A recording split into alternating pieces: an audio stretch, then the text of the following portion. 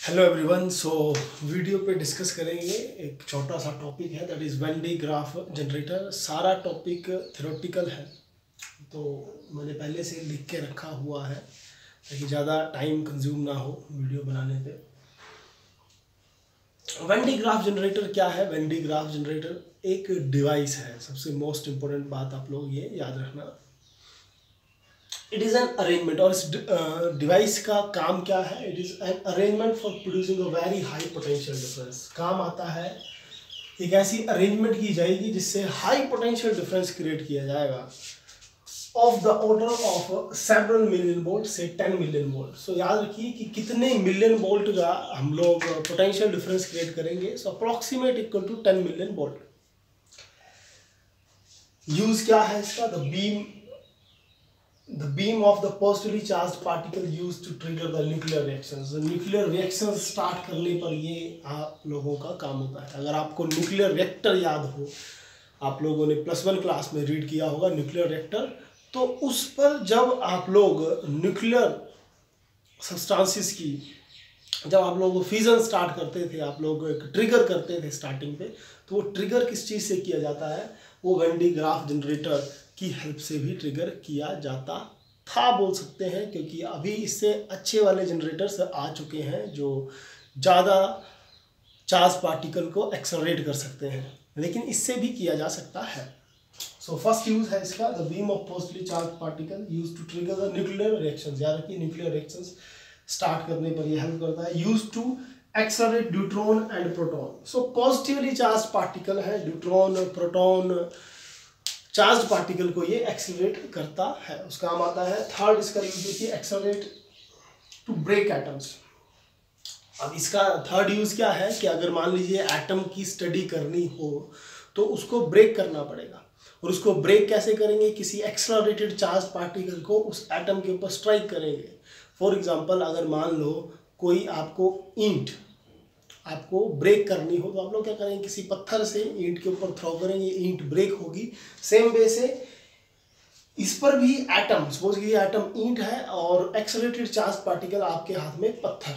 सो उस वे से जैसे आप लोग पत्थर थ्रो करोगे, वैसे हम लोग चार्ज पार्टिकल को थ्रो करेंगे, बिल्कुल छोटे लेवल पर होगा, और उसकी हेल्प से एटम ब्रेक होगा। और देन फिर उसकी स्टडी साइंटिस्ट, जो भी हम लोग बुक्स में रीड करते हैं, क्योंकि वो सारा साइंटिस्ट द्वारा स्टडी किया होता है, तो इट मीन्स वो ब्रेक करके जो स्टडी की जाती है, तो उसको ब्रेक करने के लिए भी आपका when D graph generator use होता है।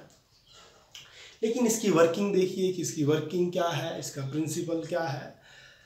सो वर्किंग में आप लोग देखिए कि एक इस तरह का एक अरेंजमेंट होगा। ये बॉक्स देखिए आप लोग, ये, और ये बॉक्स है अर्थिंग की हुई है इस बॉक्स की, विच मीन्स अगर एक्स्ट्रा चार्ज आएगा इस बॉक्स के ऊपर तो वो अर्थ पर ट्रांसफर हो जाएगा। और स्टील बॉक्स, स्टील का बना हुआ बॉक्स है। देन इस पॉइंट पर आप लोगों को एक ये चीज दिख रही होगी गोल सी, दैट इज कंडक्टिंग शेल है। आप लोग इसको सेल माने, सेल होलो स्फीयर है जो कंडक्टिंग है, कंडक्टर है। और this HBR is high voltage generator. This is high voltage generator. Okay, this is high voltage generator. ये है conducting cell. This is HBR high voltage generator. और अब वर्किंग देखिए, और ये आप लोगों को P1 P2 दो पुलीज हैं, ठीक है, दो पुलीज हैं, और एक ये राउंड सा आप लोगों को दिख रहा होगा, ये P1 P2 के ऊपर एक राउंड सी ये चीज, दिस इज बेल्ट। ये बेल्ट है, ओके, इसको मैं मेंशन कर देता हूँ बेल्ट। अब वर्किंग देखिए, जो हाई वोल्टेज जनरेटर है ये क्या करेगा? इससे चार्जेस मिलेंगे, ठीक है, आप लोग इसको बड़े अच्छे से सुनना। इससे क्या होगा? चार्जेस मिलेंगे। तो हाई वोल्टेज जनरेटर चार्जेस देगा, और ये जो आपको एक दिख रहा होगा इस पॉइंट पर, ये दिस इज कॉम, ये और ये, दिस इज C1 ले लें इसको, C1 and C2, that is कॉम। Okay, what are C1 and C2? C1 and C2 are कॉम। तो होगा क्या? हाई वोल्टेज जनरेटर, ये वायर है, वायर से जो चार्जेस देगा उसके ऊपर, और जैसे ही चार्जेस आएंगे तो इस कॉम की हर पॉइंट पर चार्जेस आएंगे, और ये P1 P2 जो बेल्ट है वो मोटर की हेल्प से रोटेट करती रहेगी इस तरह से। ठीक है, ये बेल्ट है, सपोज कीजिए इस तरह से रोटेट करेगी, घूम रही है ये बेल्ट। इसको अंडरस्टैंड करने के लिए अगर आप लोगों ने आटा चक्की देखी हो तो उस पर बेल्ट्स की हेल्प से वो रोटेट कर रही होती है, या एग्जाम्पल के तौर पर अगर आपने जनरेटर देखा हो तो जनरेटर पर भी एक बेल्ट है जो मूव कर रही होती है। अगर कुछ नहीं देखा है तो आप लोग ये एज्यूम करें, इमेजिन करें कि कोई बेल्ट है, एक्सेलरेटर है कोई बेल्ट, इस तरह से जो बेल्ट मूव कर रही है, और अगर मूविंग बेल्ट के ऊपर मैं कुछ भी रखूँगा तो वो चलना स्टार्ट कर देगी। इसके लिए एक छोटी सी इमेजिनेशन कीजिए, आप लोगों ने टीवी पे या हो सकता है आपने किसी कंपनी वगैरह में जाकर देखा हो कि प्लास्टिक की कुछ बॉटल्स होती हैं जो खुद मूव कर रही होती हैं, और एक बेल्ट सी होती है इस तरह से। सोच लीजिए ये बेल्ट है, मेरा हाथ बेल्ट है, तो उसके ऊपर हम लोग कुछ सामान रखें तो वो अगर बेल्ट मूव करेगी तो वो सामान भी मूव कर लेगा। तो वैसा ही इस पॉइंट पर ये बेल्ट है जो गोल गोल घूमती रहेगी, और इससे हम लोग चार्जेस देंगे कौन से। सो चार्जेस जैसे ही उस बेल्ट के ऊपर आएगा, सपोज कीजिए इससे चार्ज इस पॉइंट पे आ गया, तो बेल्ट गोल गोल घूम रही है, तो उस करके चार्ज कुछ टाइम के बाद इस पॉइंट पर आएगा, और इस पॉइंट से इस कॉम के थ्रू चार्ज इस स्फीयर के ऊपर चला जाएगा। तो इसी तरह से सीरीज ऑफ चार्जेस, ढेर सारे चार्जेस हाई वोल्टेज जनरेटर की हेल्प से पुली P2 पर जो बेल्ट है C1 की हेल्प से दिए जाएंगे, और C2 की हेल्प से वो कैच किए जाएंगे, और चार्ज इस कंडक्टर के ऊपर स्टोर होता जाएगा। ये जो स्फेरिकल कंडक्टर है इसके ऊपर चार्ज स्टोर होता जाएगा। तो अब क्या होगा, अब खुद सोचिए कि अगर चार्ज स्टोर हो रहा है तो उसकी भी अपनी एक पर्टिकुलर कैपेसिटी होगी इस कंडक्टिंग सेल की। ज़्यादा चार्ज स्टोर होने पर, सपोज कीजिए इसकी 100 है कैपेसिटी, 100 चार्ज स्टोर करने की, अगर हम इसके ऊपर 150 चार्ज दे दें तो चार्जेस ज़्यादा क्लोज आएंगे, रिपल्सन विल इंक्रीज। तो यहाँ पर ज़्यादा चार्ज अगर स्टोर हो जाएगा तो रिपल्सन स्टार्ट हो जाएगी, और रिपल्सन की वजह से क्या होगा कि ये चार्ज आयोनाइज होना स्टार्ट हो जाएगा एयर पर, इस एयर पर स्पार्क दिखना स्टार्ट हो जाते हैं, स्पार्किंग। तो उसी करके ये स्टील के बॉक्स से बंद किया है ताकि वो स्पार्क ज़्यादा दूर तक ना जा सके, सिर्फ स्टील के बॉक्स के अंदर ही रहें।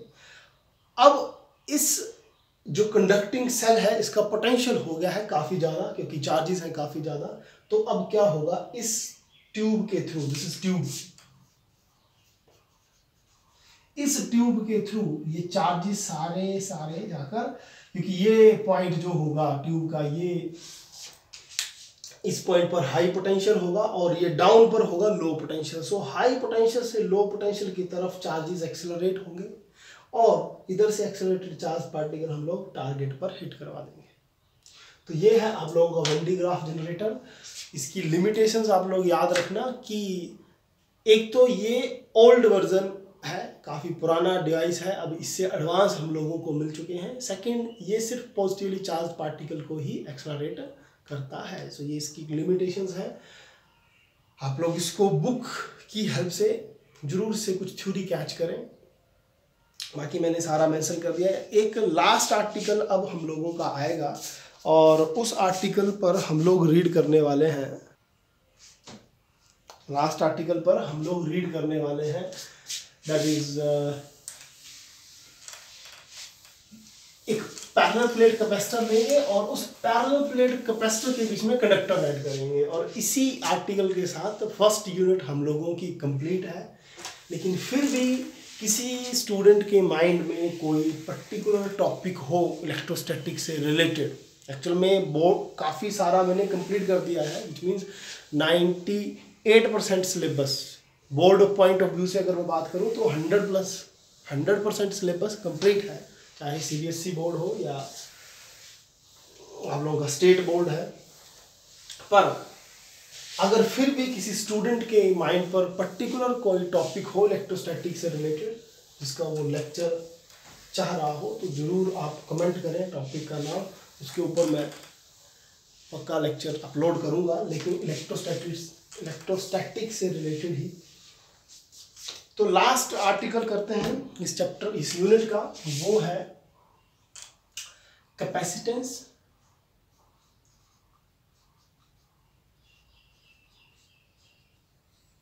Of parallel plate capacitor when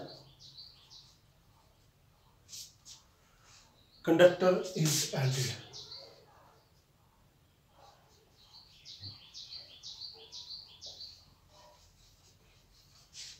तो हम लोगों ने पैरेलल प्लेट कैपेसिटर रीड कर लिया था, उसकी कैपेसिटेंस कैलकुलेट कर ली थी, देन उस कैपेसिटर के बीच में डाइलेक्ट्रिक ऐड किया था, डाइलेक्ट्रिक ऐड करने से कैपेसिटेंस इंक्रीज हुई थी। ये है नेक्स्ट टॉपिक कि अगर पैरेलल प्लेट कैपेसिटर, ये है मेरा पैरेलल प्लेट कैपेसिटर,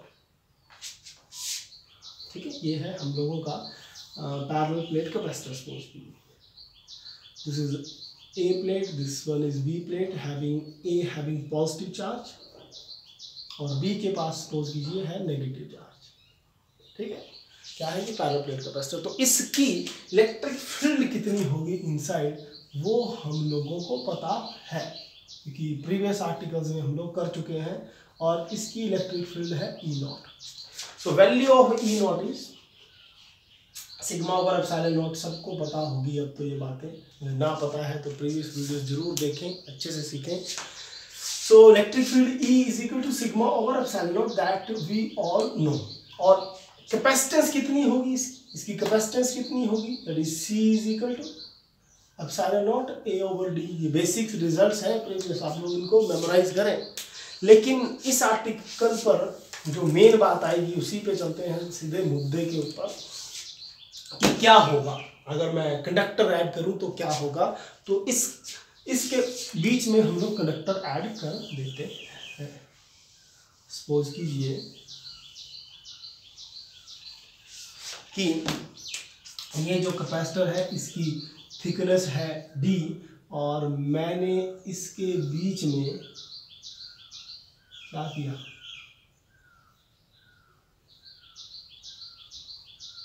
T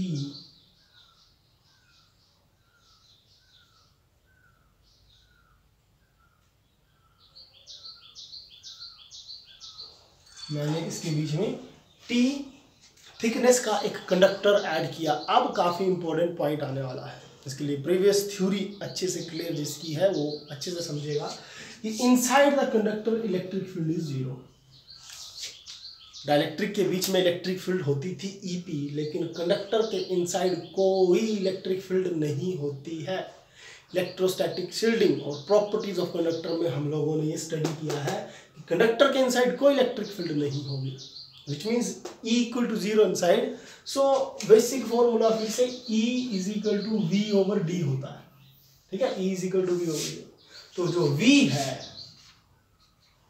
ठीक है, जो V है वो किसके इक्वल होगा, पोटेंशियल होगा सारा, that will be equal to electric field E not. और E नॉट इलेक्ट्रिक फील्ड किस रीजन के ऊपर है, फिर से डाइलेक्ट्रिक वाला आर्टिकल हेल्प करने वाला है।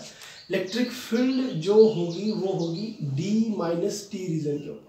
This is D and this is T। D minus T region के बीच में होगी आपकी E नॉट इलेक्ट्रिक फील्ड, और प्लस इस पॉइंट पर देखें तो ET, लेकिन E की वैल्यू क्या है, as E equal to zero, because electric field inside the conductor is zero.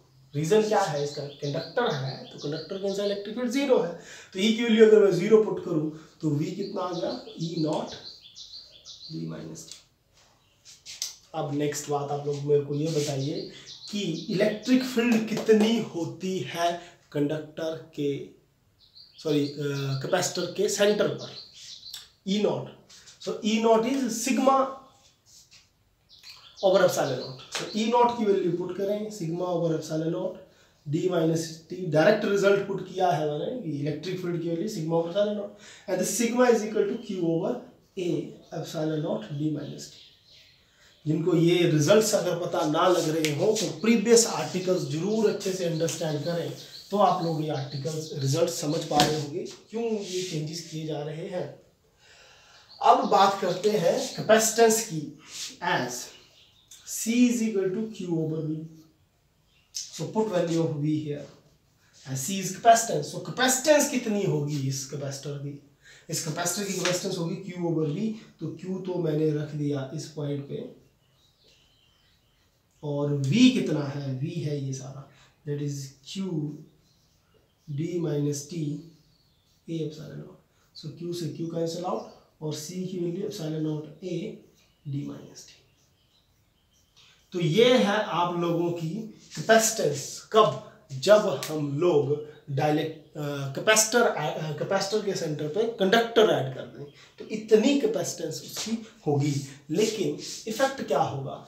कोई आपसे पूछे कि क्या होगा, कैपेसिटेंस इंक्रीज की या डिक्रीज की, तो इंक्रीज और डिक्रीज पता करने के लिए आपको कंपैरिजन करना होगा। इस रिजल्ट को मैं फिर से लिख लेता हूँ, C is equal to epsilon not A over D minus T.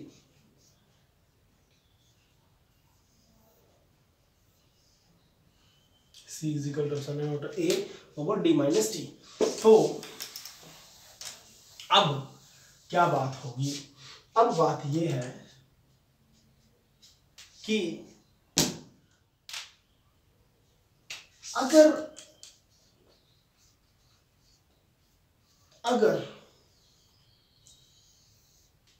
Capacitor add ना हो, सिर्फ पैरेलल प्लेट कैपेसिटर हो, तो उसकी ये कैपेसिटेंस है।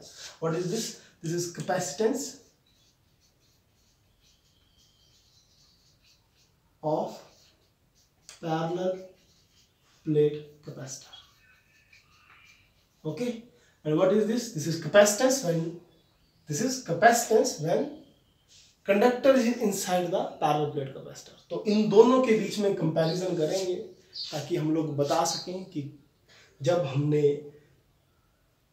दिस कंडक्टर ऐड किया तो क्या हुआ। तो इसके लिए डिवाइड कर लें दोनों इक्वेशंस को। So C over C not divide करें, C ओवर C नॉट इसको और इस इक्वेशन को is equal to epsilon not A over D minus T, और ये इक्वेशन है epsilon not A into D। So देखिए एप्सिलॉन नॉट से एप्सिलॉन नॉट कैंसिल आउट और C is equal to D है। देखिए अभी इससे D कॉमन ले इक्वेशन से, तो 1 minus T over D।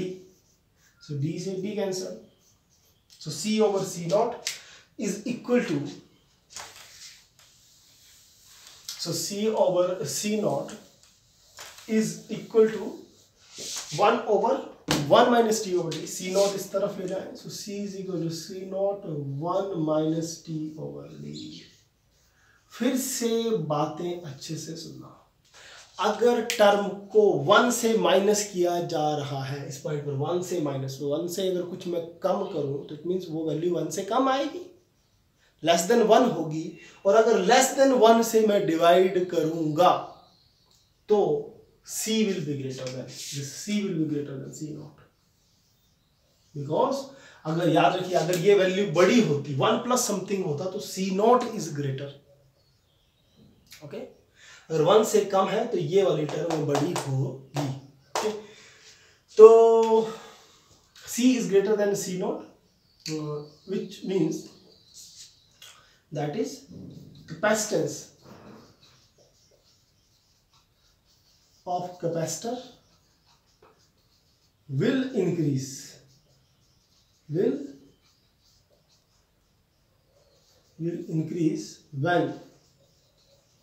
conductor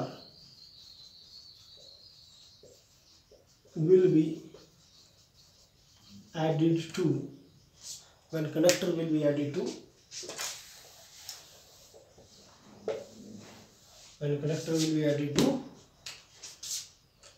parallel plate capacitor. तो ओवरऑल रिजल्ट क्या मिला कि अगर कंडक्टर ऐड करेंगे तो कैपेसिटेंस इंक्रीज होगी। तो ये ही था हम लोगों का लास्ट आर्टिकल, और इसके साथ यूनिट 1 कंप्लीट हो चुकी है।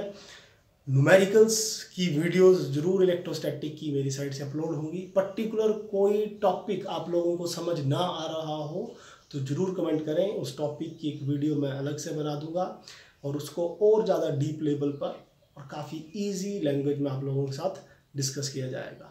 So thank you so much.